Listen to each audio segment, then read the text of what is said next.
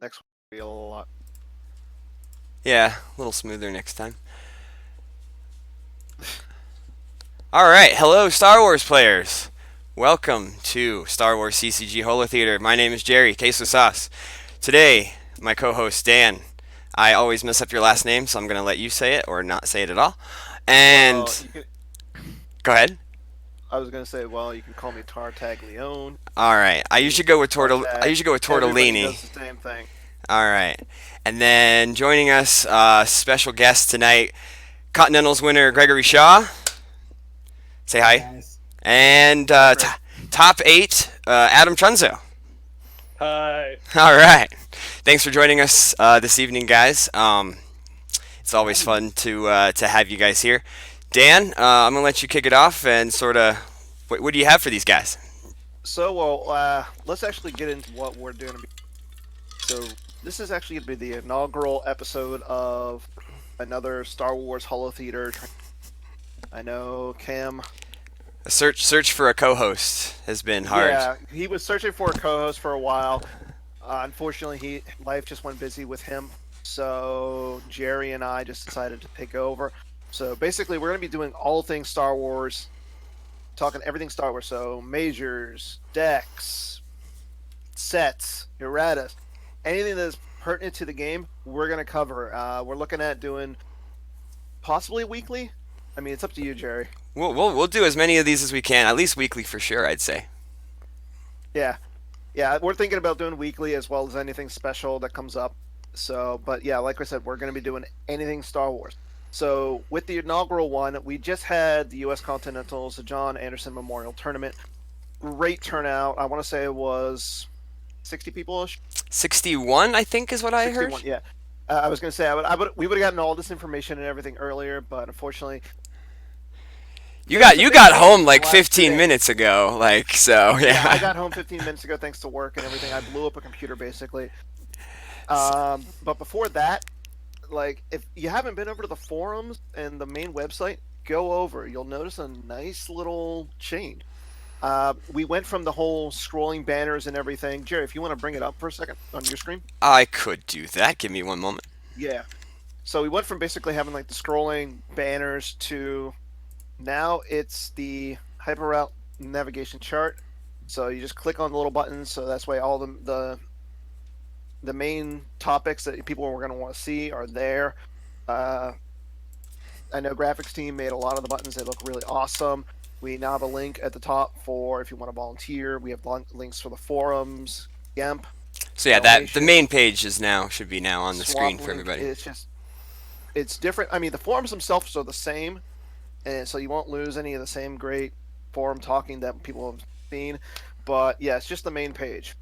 So, but again, yeah, everything's back up and running. So, a special thanks out to Jedi, Jared, Jeremy, Gardner. My favorite part of the redesign is the link to the Scomp link access right at the very top of the main page because that's one of the Hmm. things that I go to the main page for. Like of I don't go to the main page often, but that's one of the things I do go there for. So yeah, Yeah, It looks that being really good right on there, mobile. it's yeah, great. and I haven't looked at it on the phone. If any of you guys looked at it on the phone since the change yesterday, Yep, I'm looking at it now. It's pretty sweet. Good job, Jedi Jer. yeah, Definitely. he definitely a lot of work that he did. So another big thanks out to him. But let's get into talking about Continentals. For those of you who weren't there, again, it was 61. Great turnout up in Minnesota. We held it up at the Hyatt Regency up in Bloomington.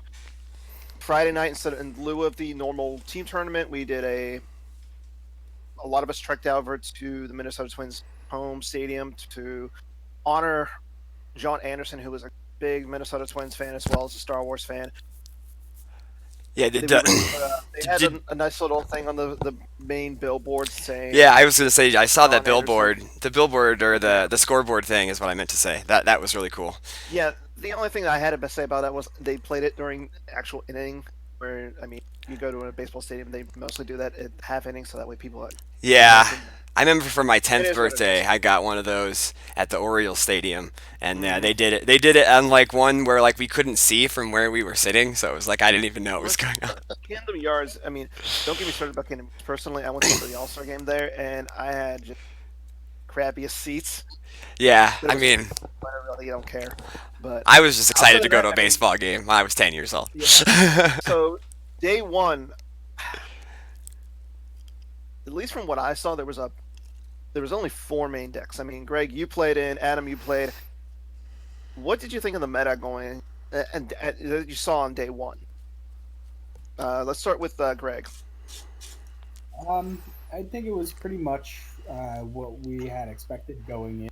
Dark side, the big three were Rops, Court, and Map Blasters, and that was, I think looking at the deck count, that was I think the top three. So that was pretty right on target. For light side, we expected some throne room. I mean, light side was a lot more varied. There's a lot of strong light decks. There's nothing that really stands out. We expected some throne room, expected some no idea, maybe some old allies.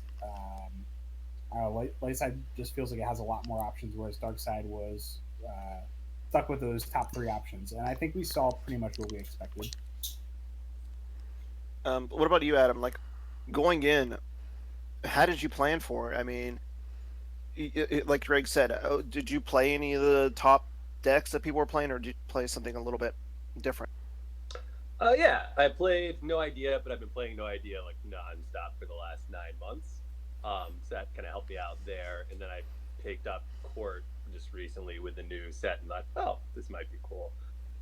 As far as meta, a lot of my games weren't like on meta, and I found kind of a lot of people teching for No Idea, which was kind of interesting. Okay. Yeah, I mean, originally, like the big thing about No Idea was last year when Reed Smith played it at Nash, played it with Nightfall. The change from the Nightfall to the make 100 men feel like. Make 10 men feel like 100. Yeah, thank you, I got Jerry. the done. I mean, how did that like? You said you've been playing it for a while. Do you think it improved upon the deck? I mean, did you feel any difference in it? Really? I think it still played about the same. I think a similar level of change was the new reinforcement card. I Mm-hmm. think that helped a lot. But I'd say you play almost the exact same way that you did before. It's just a little bit easier and smoother. And Saw is good. He's just good. Yeah. Right. Yeah. So, what did you play, Greg? Day one. Day one, I played Rops and No Idea also. I had not been playing No Idea for months and months before this event. Well, there was only a few of us were for sure. Yeah. Yeah. So credit to those guys who kind of spearheaded it. But our group had a couple different versions of the deck that we were kicking around prior to the event, and there were all kinds of packages that were being swapped in and out. And eventually, we all kind of landed on something that we liked, which was 30, 32 guys, something like that, and just try to swarm the board with dudes. We had a couple meta calls, like we swapped in a Han package for the map matchup. Sorry, the where's Han helps in the map matchup because you have Yeah. where's Han Okay. gets now back. But Han also just helped us the guts package that we had for Scum, and just another character to make people forfeit 0, which we thought was important against Rops. So those Okay. were kind of like the last minute things that we swapped into the deck, and yeah, it just seemed like a solid deck. So, I mean, yeah, you guys played one of the top. Like, from what I saw, just walking around, looking on, and doing a lot of the video, it looked like there was a majority of Throne Room and No Idea. Uh, I mean, from like I said, I know Tom Hay played OA. I know there's a few uh, quiet mining colonies with the new effect and everything, but no idea in Throne Room. I mean, do you think that's more along the lines that the people just went back to what they know instead of trying out something new? Well, I think Throne Room. There's two aspects to Throne Room. One is play what you know. Mains are always a decent option for light side, but also Throne Room is just pretty well situated in the meta.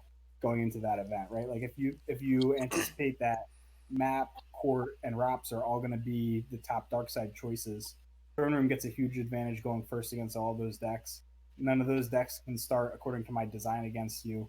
It's just Throne Room just kind of naturally had a boost based on the anticipated meta. So I don't think it's surprising at all that in addition to just the regular reliance on Throne Room mains of familiarity, like you said, there was also that extra little oomph for Throne Room in this event. Yeah, I already liked a lot of Throne Room's matchups against, like you said, like Court. I already love the matchup with Court and Throne Room. Rops and Throne Room, I feel like, is whoever's the better player and gets sort of the better draw gets to win that game. And then, with, what was the other dark side deck you mentioned? Map. With map, yeah, right. And that one, I feel like that one's a little disadvantaged, but also if you just get your stuff out, like you get a really good hand, you can still just win that matchup just because you went first and you got all your Twixes out and all that good stuff. Right, you can have the explosive start that matches them. So I feel like against that spread of dark side decks, Throne Room was definitely a really compelling choice. Yeah, you throw in a couple of year-round kids and call it a day. Right. Yeah. There's ways to So, counter. I was going to say, Adam, so you played Court. Court was one of the more top popular decks. I know a lot of people played Rob, a lot of people played Map. Saw a lot of Court out there. I mean, do you think that's just because Court's just really good right now, except with the exception of maybe against the Throne? And we saw it got a nice little boost with the new Thrall, the Lady Proxima, Ray Reese, just a lot of different aliens that we saw that boosted the potential for it, especially with Lady Proxima, being able to, in your control phase, just look at the top 3 cards and take any alien you want, especially when you're playing 30 aliens, you're going to get something good. Yeah. Let's be clear. Nobody likes playing ROPS. Nobody likes playing Fat Blasters. It's not fun. People like aliens, all right? They like Jabba the Hutt. They like all sorts of weird Mandalorian pew-pew capturing with riot guns. 100%. 100%. That's what people like. And they finally get to play the game that they like again instead of like weird zombie Ozzel coming back from the dead. Like, that's why people play Court. They've been waiting. It's usually like zombie David John or like zombie freaking, I don't know. Well, I was going to say, I think it was Worfs who played a mains type of Was the ROPS EPP where, Vader like 8 times Yeah. or no, he whatever. was just recycling Vader with the lightsaber multiple times. Dark And Jedi yeah, ROPS, presence. Yep. to me, He made it day seems a 2. little insane. That deck looked so- fun. That deck was definitely an interesting take on Rock. Mhm. It wasn't really a ROPS deck. It was just, I like what this zero side does. I'm going to abuse the heck out of it. Yeah, and I don't know if I know Greg used to play in the Legacy era, but Adam, did you play in the Legacy era where ROPS actually had an effect? Yeah. So imagine that game text on an effect. So it's not part of the objective. I'm not sure why people were they took away the effect and made it the objective, but again, that's design's call. Yeah, it was a lot different. There was like unique raw tier sites, and it's apples to oranges. Can we go back to Worf's deck? I asked Yeah. him if he had a Monarch, and he said no, but then later I verified and he had a Monarch in there. So Well, I mean, that was not. Well, not I'm going to say That's this about just Worf. gamesmanship right there. I'm going to say this That about he did. Worf. The man loves to play Secret Hitler and Avalon. Don't trust him. Yeah. He's 90% red or sky. I trusted him Do not- before, but now I will not trust him. Yeah. Yeah. Like I said, he's a pro gun player.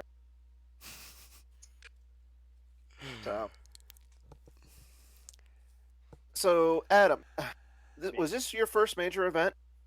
No, I've seen him I before, did. I think, but I think I've seen. Yeah, I think you were. Did you go to Worlds 2 years ago when it was in Minnesota? Same Okay. room. Yep. So how did it feel to make the top 8? It actually felt really weird. Like I went into it just being expecting to be like a mid-table warrior, and like normally the represent. last years as I've come new to the game, Mhm. I've been like weirdly like tense about the game, but I just came in just like I got the decks that I like to play. Court, no idea. I love them. I'm just gonna have fun today. And just like as the day went on, it's like, all right, I won, I guess, and like just kind of like kept going on, and then I was 6-2 and there we were. So felt pretty cool. I like didn't even know what all it entailed.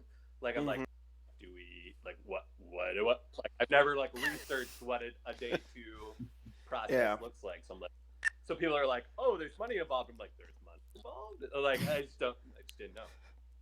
So what did you do to prepare for? It's a day good 2? problem to have. Adam Trunzo, and everybody's like looking around the room. Yeah, I mean, we had what, Tom Hayde, Brian Mischke, Greg Shaw, Joe Olson, Reed Smith, Smith. Chris Wirfs. What's that? Sorry? Matt. Oh yeah, Matt Scott made it, and then players that we would see in a top 8. But yeah, I mean, it's always good to see players who are starting or just coming back make it, especially in these big events. And you represented Minnesota really well. Yeah, I mean, that was a tough field for sure. From just by the onset, I mean, we had Chris Kelly didn't make it. Chris Kelly from the NPC didn't make it. Who else was there? I don't know. You were there. Charlie bubbled. Huh? Charlie and Phil bubbled. Chris Gogolin. Yeah, Chris Gogolin. Both Caroli brothers. One's an advocate. One knows how to play the game. B. Fred. Yeah. But yeah, I mean, speaking of Jan, we were doing Throne Room instead of playing with Jedi Luke. Yeah, he got that. He got that from me. At least the idea. We played that over the summer at some of the Colorado events. Well, hey, it's different, man. We're trying other things. So, Greg, let's go back to your day. Day 2, you played Rops, but I mean, you made a few switches. You said, I know that you said that in the interview after the final match that you. Sorry, I'm just reading on the channel that apparently Chris Goglin's saying that you got lucky on game 8. I believe you beat him, right? I was one of the games I was actually able to watch on Saturday because I got home from work. Yeah.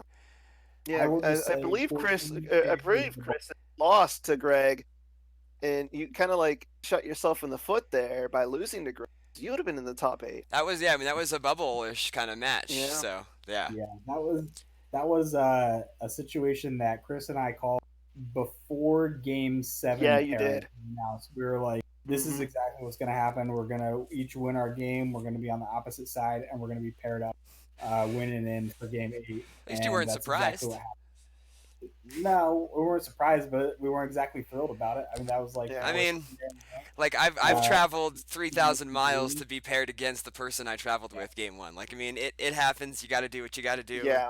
And you played the best game, and it feels like it's happened to Gogolin and I more than it should have. Okay, that's fair.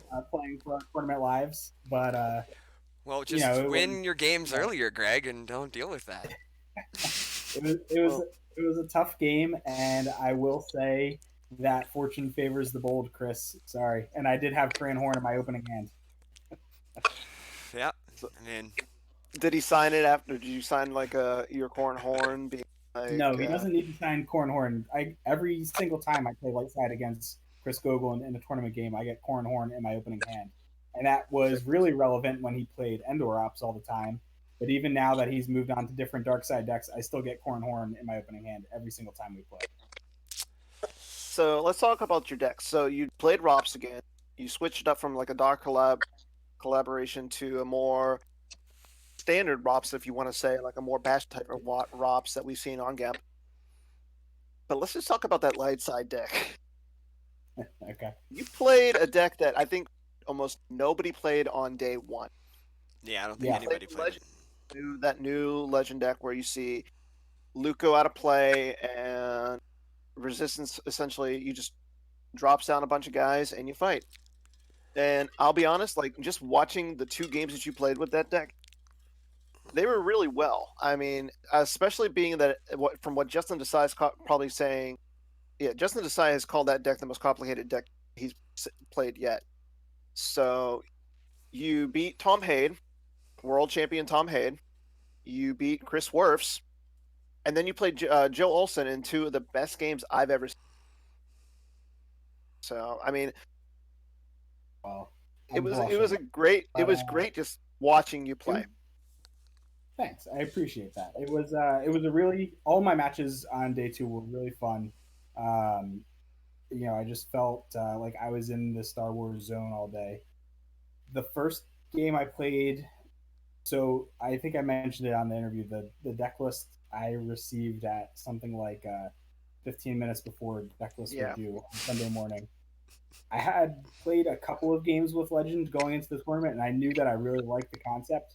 I didn't have a list that I was really set on. I had had Coruscant regionals the weekend before. Played a couple games with it to kind of like go through the mechanics of the deck and make sure I remembered everything. So that was really helpful. But yeah, other than that, I had a general idea of what I wanted to be doing with the deck, and just kind of went from there. So the first game against Tom, I knew that I had made some decisions I would probably do a little bit differently if we could play that game again. But just like getting the feel for the deck in that game, I was like, man, this deck is going to be really strong. And I texted Justin after that game was over. I was like, that game was sloppy, but this deck is nuts. And I think if I get out of this, I'm going to be in a real good spot because the deck just felt so strong. It's incredibly versatile.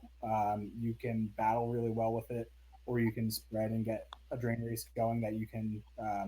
You have rows for retrieval. You have the drain bonus from the 7 side of the objective, so it's got really strong racing. It's just a really versatile deck, and I was actually a little surprised that nobody had played it at all on day 1. I was anticipating that some people would have stumbled into a list that they liked.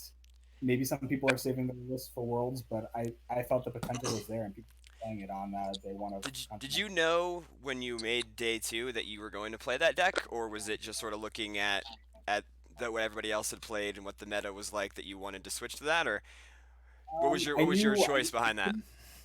So day 1, I played No Idea. I couldn't play that again because Tom Haid figured out the court matchup against No Idea, and there were 3 of us: myself, Mike Kessling, Matt Scott. We all played No Idea. We all got crushed by the Tom Haid court matchup on day 1. So with Tom on the other side of my bracket, I knew I couldn't play No Idea again. So I went to bed with no deck, but I knew that I either wanted to play Throne Room or Legend when I woke up. So in the morning, that finalized the dark side deck list, and then started just playing around with light side lists, and eventually got to the Legend list that I ended up playing.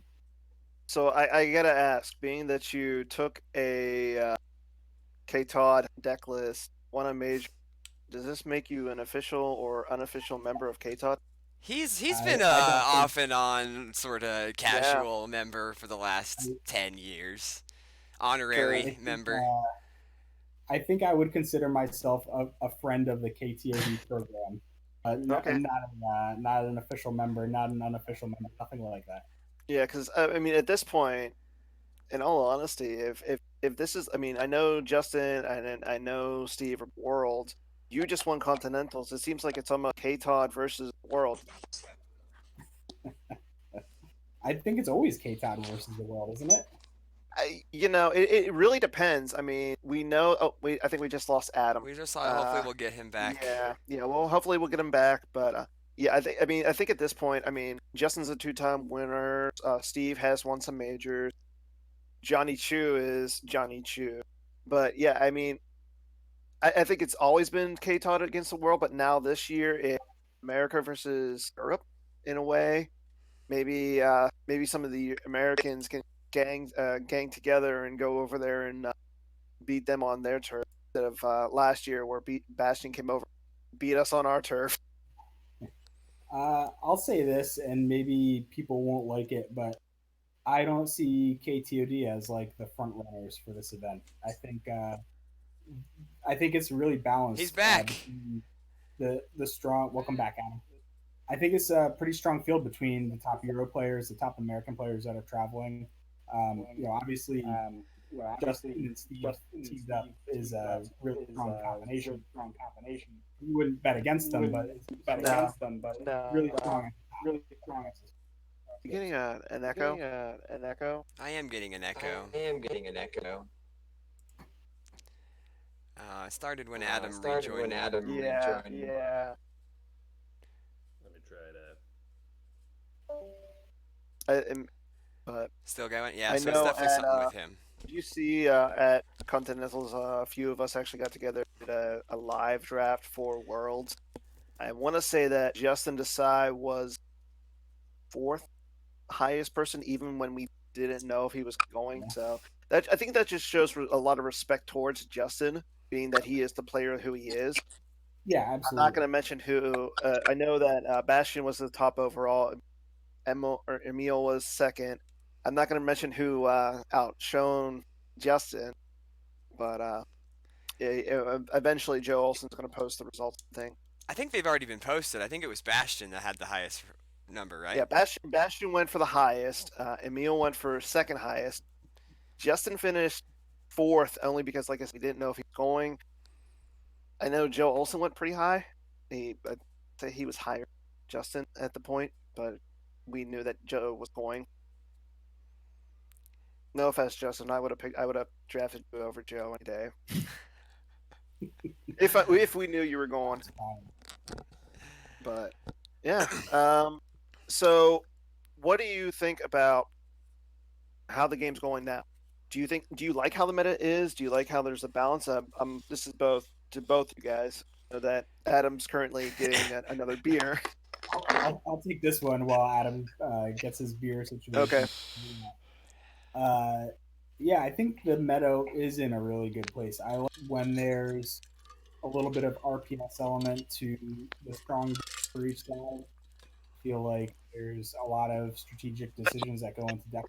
What do you expect to see, but also how do you want to do you want to warp your deck towards your bad matchups, or you just want to punt the bad matchups and bolster the rest of your matchups? I feel like there's a lot of interesting decisions that go into deck making when the field is kind of like this. There's a decent number of strong options for each side, and a lot of those options have really strong things that they do that are different from the other options we have. Yeah. And how do you feel about it, Adam? Adam, can you hear us? I don't. He might be a second or two behind, maybe. I'm not sure. Adam? Can you hear us, Adam? Maybe Adam is Yeah, I think still we kind dealing of with lost. his technical Yeah. difficulties. I know he's on his phone right now. Hit Okay.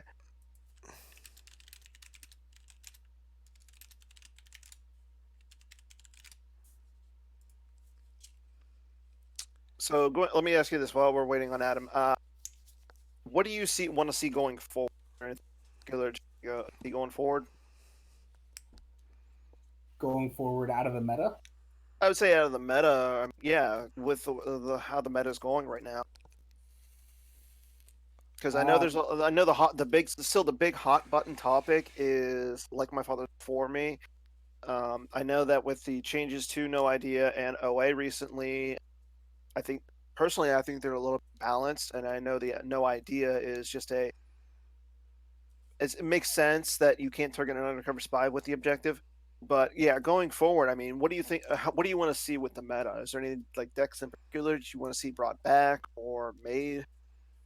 I don't know. I just try to play the best decks that are out there.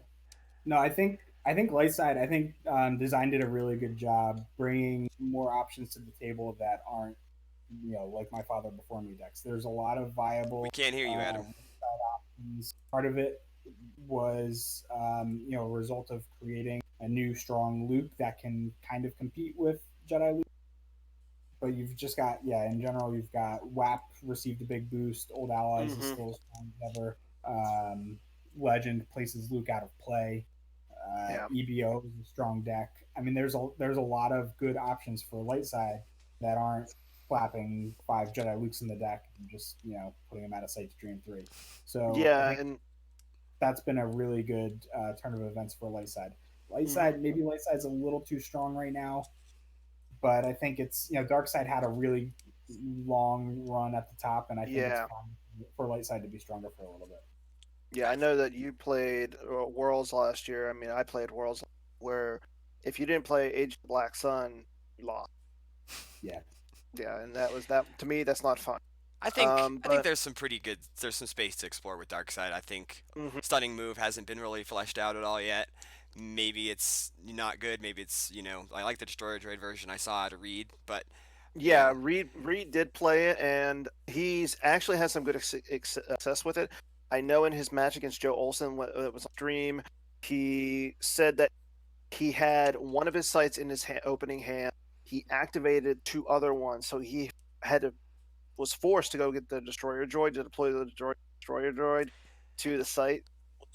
yeah, I So mean, that basically allowed Joe to go down, loot, extra dude, fight, and just yeah, you're gonna have a bad start matchup the here and process. there, but I mean, it was cool at least seeing Hmm. I that mean, deck. I He believe made Reed went 3-1 with it. yeah. Yeah, our So group had kind of dismissed stunning move as a viable option because we didn't really see any competitive avenues for it. It was pretty cool to see somebody bring Right. one, That seemed to be kind of the general especially. consensus coming in was like, it's probably gonna fold to like TRM, and like you can't really bring a deck that folds to TRM, unless it has a lot of good other matchups, and just that yeah, no one had really fleshed out, a good mains list for it yet. yeah. I think so. Well, welcome back, Adam. Can you hear us, Adam? You good? We can't seem No, to I hear think we you. lost. Yeah, I think at this point, yeah, I think we lost him. We Yeah, might just call it and maybe try to get him to yeah, come back next week or something. But yeah. I mean, but I think at this point, I just wanted to say thank both of our guests this week, Adam Tronzo and Greg Shaw. Again, thank you guys. Again, great showing at Continental.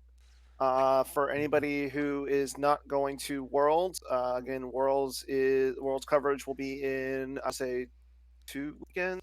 It's the second September to last week in the September month. 21 or something like that.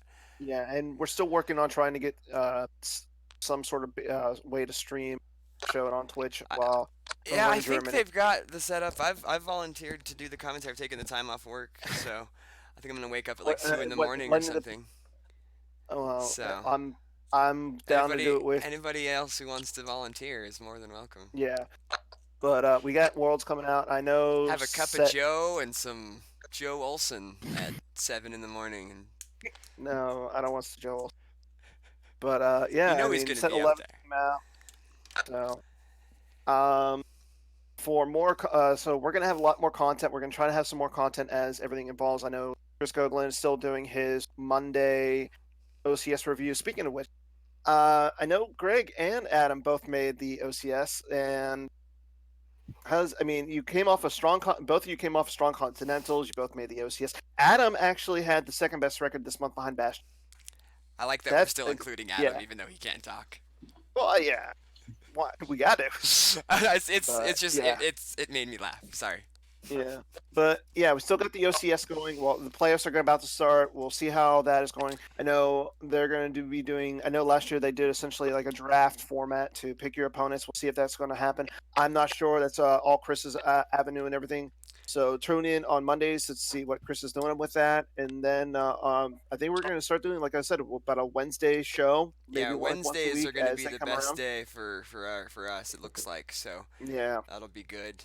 Thanks for So stopping by tonight, and thanks yeah, Greg and Adam. Sorry, Adam, that your technical difficulties we couldn't work that out, but thanks yeah. for being here and showing us your smiling face and your silly beard. So and on a second note, so while we're doing this, we actually want to allow for user input. So we Interaction. created we actually have an email. So if you guys want to ask questions, if there's anything you want covered, just go ahead and send us an email. I'll be posting it on both the stream and onto the forums, and then that way you guys can stay in contact with us, see if there's you guys want. But Absolutely. yeah, this is for you guys. Taking a tab from Jeffrey Johns, creator of all the little art things that people see in the over the anger, That dude is the fear, and best. aggressive. He is Yeah, like the glue that binds the community together. So Guys yeah, like that. we're going to be doing this. We're going to be doing this for you guys. So we want your input. Again, feel free to input in how you can. So I think we're about to sign off for this week. So hopefully Sure. we'll see you guys this week. Again, thanks Greg. Thanks Adam. Everybody take care. All right. Bye, everybody. Guys.